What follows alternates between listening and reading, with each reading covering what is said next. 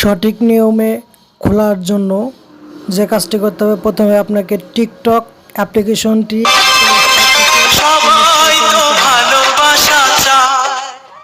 TikTok ID থেকে play store করে install করে নেওয়ার পরে আপনি কিন্তু অলরেডি টিকটকের ভিতরে ঢুকলে আপনি কিন্তু ভিডিওটা দেখতে পারবেন, ভিডিওগুলো দেখতে পারবেন। পারমিশন অ্যালাউ চাইলে পারমিশনগুলো অ্যালাউ করে দেবেন। বাট আপনার কিন্তু অ্যাকাউন্টটি তৈরি হয়নি।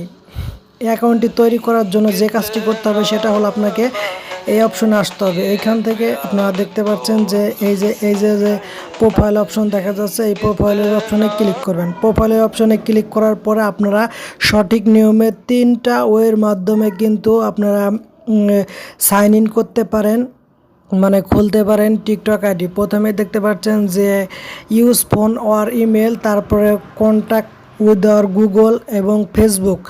এমনকি আপনারা এই 3টা ওয়ের মাধ্যমে কিন্তু এই টিকটক আইডি খুলতে পারেন। তো আমি আপনাদেরকে দেখিয়ে দিতেছি যে ফোন নাম্বার দিয়ে কিভাবে টিকটক আইডি খুলবেন। প্রথমে ইউজ ফোন আর ইমেলে এই অপশনটায় ক্লিক করবেন। এই অপশনটায় ক্লিক করার পরে আপনার এখান থেকে আপনাকে একটা ফোন নাম্বার দিতে হবে। আপনি যেই ফোনে ইমো অ্যাকাউন্টে খুলবেন সেই ফোন নাম্বারটি এইখানে দিবেন। তো আমি একটা ফোন নাম্বার দিয়ে দিছি, 0 সারা দিবেন।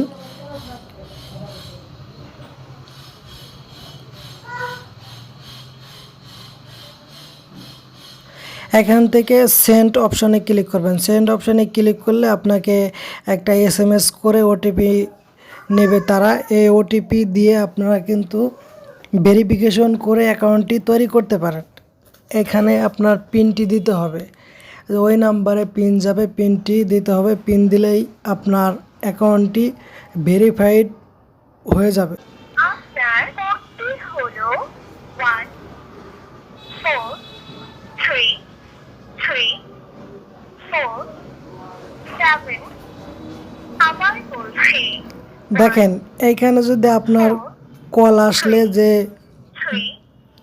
পিন নাম্বার দিয়ে ভেরিফিকেশন করতে হবে, সেটা কিন্তু আমি অলরেডি করে ফেলেছি। এখান থেকে আমার কিন্তু অ্যাক্টিভ হয়ে গেছে, এখান থেকে অ্যালাউ করে দিলাম। এখান থেকে আমার কিন্তু টিকটক আইডিটি কমপ্লিট হয়ে গেছে খোলা।